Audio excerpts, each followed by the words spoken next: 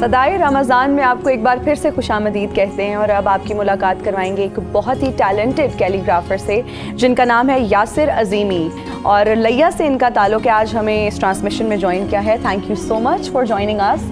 सबसे पहले तो ये बताइएगा कि ये शौक़ पैदा कैसे हुआ, ये टैलेंट क्या कब दरियाफ्त किया कि आप कैलीग्राफर बन सकते हो?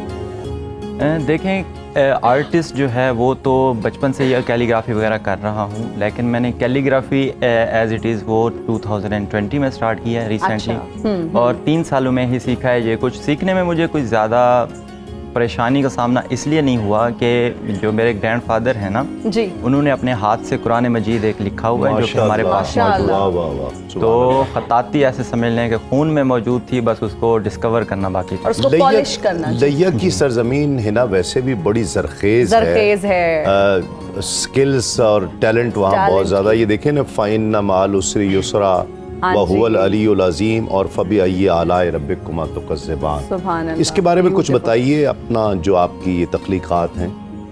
अच्छा, ये जो पेंटिंग्स हैं ये ख़ात सुल्फ़ में लिखी हुई हैं। वो जो 2 हैं वो पेंटिंग हैं और ये क्लासिकल कैलीग्राफी जैसे कहते हैं कि कलम के साथ लिखा हुआ। और ये गोल्ड लीफ के साथ बनाई हुई है। In fact gold, copper, silver leaves को मिक्स करके बनाई है। अच्छा जी। अच्छा यासिर, ये बहुत इसमें इंट्रिकेट डिटेल्स हैं, बहुत नफासत का काम है। तो कितने वक्त में आपने सीखा? और अभी आप ऑनलाइन लोगों को भी ट्रेनिंग्स देते हैं, किस तरह से ये सारा सिलसिला चलता है, इसके बारे में बताइए।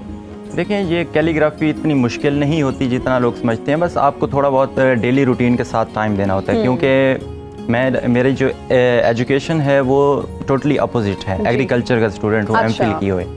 तो मैंने जितना भी सीखा वो साइड पे सीखा है, जो स्टडीज़ करते हुए भी। तो मेरा ख्याल है कि कोई भी जो सीखना चाहता है वो साइड बाई साइड भी कर सकता है और इसमें ज़्यादा कोई टाइम नहीं लगता।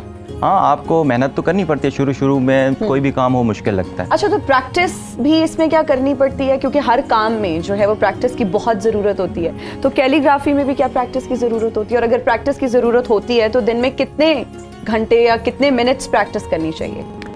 ये तो टोटली आप पे डिपेंड करता है। आप कितनी जल्दी पिक कर सकते हैं और कितनी जल्दी आपका हाथ ट्रेन हो सकता है। और ये भी कि आपने कितने अरसे में सीखना है। कम प्रैक्टिस करेंगे आपको ज़्यादा टाइम लगेगा। तो मैंने 2020 में स्टार्ट किया जब सब लोग घर में मौजूद थे, कुछ करने को नहीं था। तो इसलिए मुझे ज़्यादा बूस्ट मिला है और ज़्यादा टाइम दिया मैंने कैलीग्राफी को, तो ये जल्दी मैंने सीख लिया। ज़बरदस्त। तो क्या ऑनलाइन आप इसको सेल वगैरह भी करते हो? फिर एग्जीबिशंस की भी हम बात करेंगे। क्या जब एग्जीबिशंस का इनकाद होता है उसमें पार्टिसिपेट करते हो या अभी उस लेवल पर नहीं कर रहे? देखिए, मैं डिस्ट्रिक्ट लैया से बिलोंग करता हूँ और वहाँ पे लोगों को इतना इंटरेस्ट नहीं है और ना ही वहाँ पे कोई आर्ट गैलरीज या कोई अपॉर्चुनिटीज़ होती। तो इंशाल्लाह एग्जीबिशंस भी करेंगे। अभी तक नहीं किया, लेकिन मेरी जो ऑनलाइन प्रेजेंस है वो काफ़ी है। मेरा यूट्यूब और इंस्टाग्राम पे एज ब्रांड नेम पेंटास्टिक वैली से। तो वहाँ से मैं ज़्यादातर ऑनलाइन ही काम करता हूँ। और फ्यूचर प्लान्स कोई अगर हैं कैलीग्राफी से रिलेटेड हैं?